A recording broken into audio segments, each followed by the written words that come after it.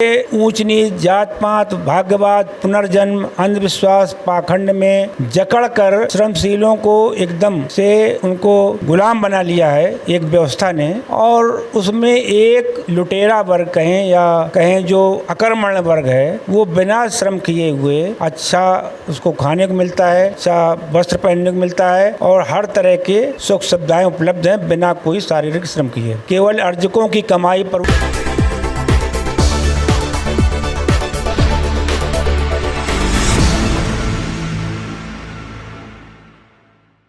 नमस्कार, नवजागरण लाइव में आप सभी का स्वागत है।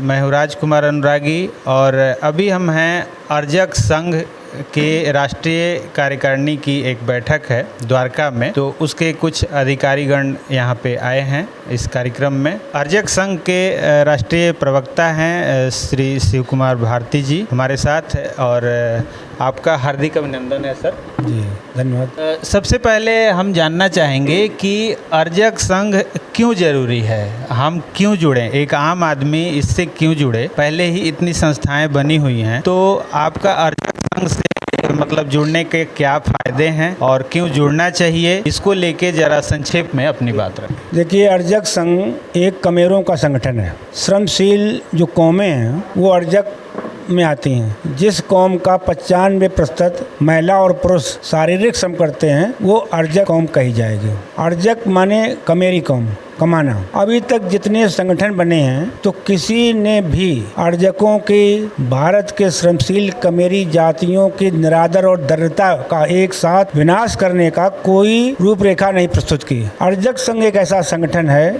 जिसने भारत में भारतीय समाज की स्थापना और विश्व में मानव समाज की स्थापना के संकल्प के साथ अपना संगठन कायम किया है। अर्जक संघ शारीरिक श्रम को अधिक महत्व देता है और शारीरिक श्रम करने वालों को श्रेष्ठ मानता है। अभी तक भारत में जो भी जितना शारीरिक श्रम करता है, परिश्रम करता है, उसको नीच माना गया, और जो हराम की रोटी खाते या हेरा फेरी करके रोटी खाते हैं या कमाई करते हैं, ऐश करते हैं, उनको ऊंचा माना गया।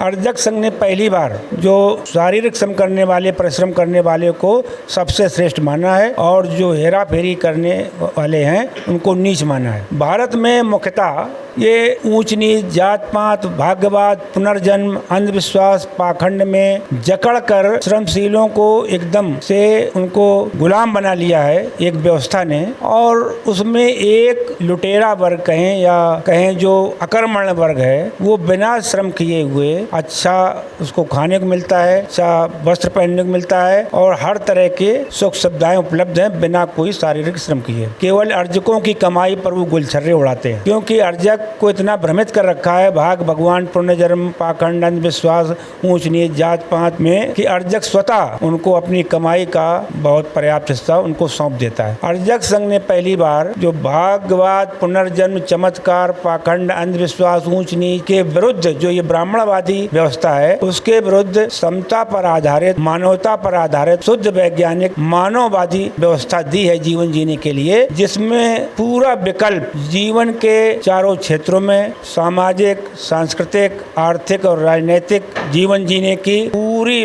उन्होंने अर्जक संघ ने पूरी रूपरेखा, पूरी भूमिका, पूरी व्यवस्था दी है। संस्कार में अभी तक की जो व्यवस्था थी, बहुत तरह तरह के संस्कार, कहीं 16 संस्कार दिए, कहीं 24 संस्कार दिए, कहीं 32 संस्कार, और वो सब खाने कमाने का एक जरिया था। संस्कारों के माध्यम से, चाहे वो अन्नप्राशन संस्कार हो, नामकरण संस्कार हो, विवाह संस्कार या और तरह तरह के, मृत्यु के बाद भी कई तरह के संस्कार, नौबार, तेरहीं, श्राद्ध, बरसी आदि आदि। तो अर्जक संघ ने केवल 2 संस्कार दिए जो जीवन में बहुत आवश्यक है। एक तो विवाह संस्कार, व्यवस्था बनाए रखने के लिए समाज में विवाह आवश्यक है, तो विवाह संस्कार अर्जक संघ ने स्वीकार किया है और वो भी बर वधू को समान मानते हैं। अभी तक जो व्यवस्था थी उसमें बर कुछ वचन लेता था, वधू से कुछ वचन लिए जाते थे, और कन्या को बिल्कुल पैर के जूते के समान या उसके पद से बहुत नीचा समझा जाता। अर्जक संघ ने ये व्यवस्था दी है कि प्रतिज्ञापन द्वारा विवाह संपन्न होगा। प्रतिज्ञापन में लड़का लड़की का पूरा पता रहेगा, फोटो रहेगी, उनका हस्ताक्षर रहेगा, प्रतिज्ञापन कराने वाले का हस्ताक्षर रहेगा, 2 साक्षी वर पक्ष से और 2 वधू पक्ष से साक्षी रहेंगे, इनके सबके हस्ताक्षर, नाम, पता लिखे होंगे, फ़ोन नंबर, और पूरे समाज के सामने ये एक दूसरे को पति पत्नी स्वीकार करने की प्रतिज्ञा करते हैं, सबकी देख रेख में। तो इसमें कोई जाति बंधन है या किसी भी जाति समुदाय? कोई जात बंधन नहीं है इसमें। तो अर्जक हो या अनर्जक भी हो, अगर उसके अनुकूल कोई वर या वधू है तो उसमें शादी कर सकता है, क्योंकि अर्जक संघ मानव में जातियां नहीं मानता, मानव एक जात मानता है। समान प्रसवा जाति, जो एक तरह से पैदा होती है वो एक जात मानी गई। जात की व्युत्पत्ति ही है समान प्रसवा जाति। जानवरों में जातियां होती हैं, जैसे गाय अलग होगी, भैंस अलग होगी, आदमी में जात नहीं होती, सबको समान अर्जक संघ मानता है और नर नारी को भी समान महत्व देता है। तो नर नारी जो वर वधू एक सी प्रतिज्ञा करते हैं और बस शादी तुरंत संपन्न हो जाती है। किसी पुरोहित की आवश्यकता नहीं, किसी मंत्र की आवश्यकता नहीं, किसी देवी देवता की आवश्यकता नहीं। कोई भी प्रतिज्ञापन करा सकता है, चाहे लड़का हो, लड़की हो, आदमी हो, महिला हो, जो पढ़ना जानता हो, लिखना जानता हो, वो प्रतिज्ञापन करा सकता है और आधे घंटे में शादी संपन्न हो जाती है। ये एक संस्कार है। मृत्यु का संस्कार दिया अर्जक संघ ने कि मृत्यु के बाद क्योंकि शोक का माहौल होता है तो एक शोक सभा आयोजित किया जाए। तमाम नौबारते रहीं, श्राद्ध और अर्थी को नकारते हुए केवल शोक सभा, और एक सप्ताह के अंतर्गत। तो जब शोक का वातावरण है परिवार में, उस समय एक सप्ताह के अंदर ही सबको सूचना दे करके और शोक सभा कर ली जाएगी।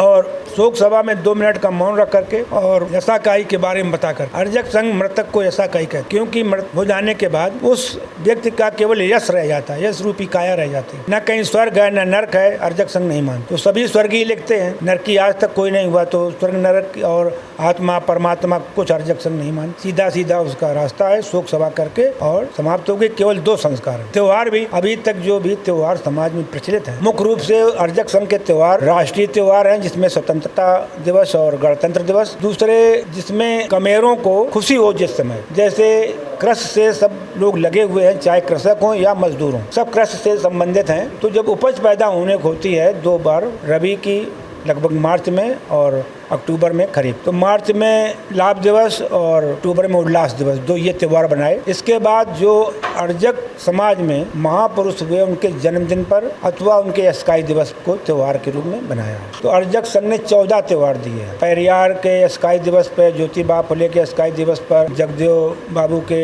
अस्काई दिवस पर, और अम्बेडकर के जन्म दिवस पर, और सरदार पटेल के जन्म दिवस पर, और 2 राष्ट्रीय त्योहार, 2 कृषक वाले त्योहार, बिरसा मुंडा के जन्म दिवस पर, ज्योतिबा फुले के, इस तरह से 14 त्योहार हैं। तो इस तरह से आचार विचार संस्कार और त्योहार पूरा विकल्प जीवन जीने का अर्जक संघ ने दिया है। अर्जक संघ की ये मानता है कि समाज तब तक विकसित और उन्नत नहीं हो सकता जब तक कि शिक्षित न किया जाए लोगों को। तो शिक्षा को बहुत महत्व देता है। और शिक्षा भी कैसी? अर्जक संघ का एक ध्येय वाक्य है, नारा है कि राष्ट्रपति डीएम का बेटा या गरीब की हो संतान, भेदभाव पाखंड रहे, शिक्षा मुफ्त व एक समान, निःशुल्क, सारी शिक्षा निःशुल्क और एक समान होनी चाहिए। तो अभी तक आप मुख्य रूप से किन राज्यों में काम कर रहे हैं या पूरे देश भर में आपका?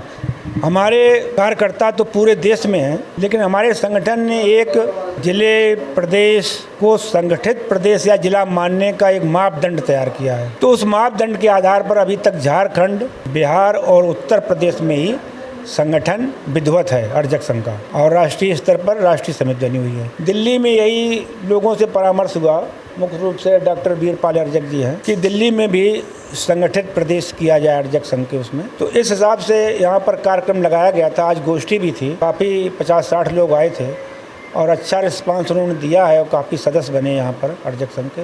अर्जक संघ एक अपना अखबार भी निकालता है, साप्ताहिक, अर्जक नाम से ही। अर्जक संघ की स्थापना 1 जून 1968 को महामना राम स्वरूप वर्मा ने की थी, जो उत्तर प्रदेश के अभूतपूर्व वित्त मंत्री रहे। अभूतपूर्व इस हिसाब से कि उन्होंने बिना कोई नया टैक्स लगाए और कुछ टैक्स जो गरीबों और किसानों पर लगाए गए थे उसको माफ़ करते हुए और 20 करोड़ लाभ का बजट 1967-68 में प्रस्तुत। पूरी दुनिया की मीडिया में उस समय हड़कंप था, क्योंकि अर्थशास्त्रियों का मानना है, कहते हैं अर्थशास्त्री कि अगर एक बार बजट घाटे में चला जाए तो फिर वो घाटे में ही रहते। तो कई विदेश से भी पत्रकार आए वर्मा जी से इंटरव्यू लेने कि कैसे आखिर ये लाभ का बजट आपने प्रस्तुत। अच्छा, एक बीच में रुकते हुए एक बात कि जब तक हमारी राजनीतिक भागीदारी नहीं होती तब तक हमारी बातें धरातल पे नहीं आती, वो मानी नहीं जाती, उस पर अमल नहीं किया जाता। आप 1968 से बता रहे हैं तो लगभग 50-55 साल हो गए।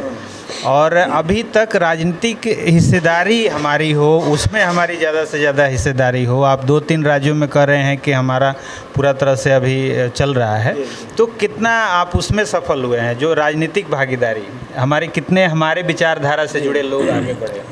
देखो, हमारे अर्जक समाज के जो महापुरुष हुए हैं, जैसे डॉक्टर अम्बेडकर का साहित्य अगर आप पढ़ें, उन्होंने भी कहा है कि पहले सामाजिक और सांस्कृतिक परिवर्तन जब होगा तब राजनीतिक परिवर्तन स्थायी रूप से होगा। मामना रामस्वरूप वर्मा जी ने और कई लोगों ने भी यही बात हुई। कैसे कि अभी उन पार्टियों को राजनीति में सफलता मिल जाती है जो ब्राह्मणवादी पार्टियां या RSS के इशारे पे चल रही हैं, चाहे कांग्रेस हो, वो सब ब्राह्मणवादी पार्टियां, चाहे भाजपा हो, क्योंकि समाज में उनका पूरा संगठन तैयार है, बिना संगठन किए हुए। समाज उनके संस्कृति का बना हुआ है। समाज में पाखंड, अंधविश्वास और ये सब बागवाद, पुनर्जन्म, अंधविश्वास सब समाया हुआ है और वही उनकी संस्कृति है। तो उनकी संस्कृति के लोग मिल जाते हैं हर जगह और वो राजनीति में सफलता पा लेते हैं। तो यद्यपि ये दूर माने वैसा रास्ता है देर का सांस्कृतिक परिवर्तन का। कई लोग ये बात कहते हैं, जैसे आपने प्रश्न किया कि राजनीतिक परिवर्तन से आप जल्दी आपका ये बढ़ सकता है रिजेक्शन, लेकिन वो जो है कहीं प्रभावी नहीं होगा और अगर होगा भी तो बहुत क्षणिक होगा। अगर दीर्घकालीन परिवर्तन राजनीतिक चाहिए तो हमें समाज वैसा बनाना पड़ेगा। पाखंड को जो न माने, अंधविश्वास को न माने, भाग भगवान को विश्वास न करे, शुद्ध वैज्ञानिक विचारधारा, मानववादी विचारधारा पे चले, आदमी आदमी को बराबर समझे। जब उस तरह का समाज बन जाएगा तो फिर राजनीति में हमारे ही तरह के लोग आएंगे सदैव। अब देखिए उदाहरण तमिलनाडु का लीजिए। पेरियार ने बहुत कोशिश की और उन्होंने प्रैक्टिकल कर करके भी बताया, आपको पता होगा सब लोगों को। उनका देवी देवता कोई नहीं होता, उन्होंने देवी देवताओं का एक वो जुलूस भी निकाला उनको मारपीट करते हुए।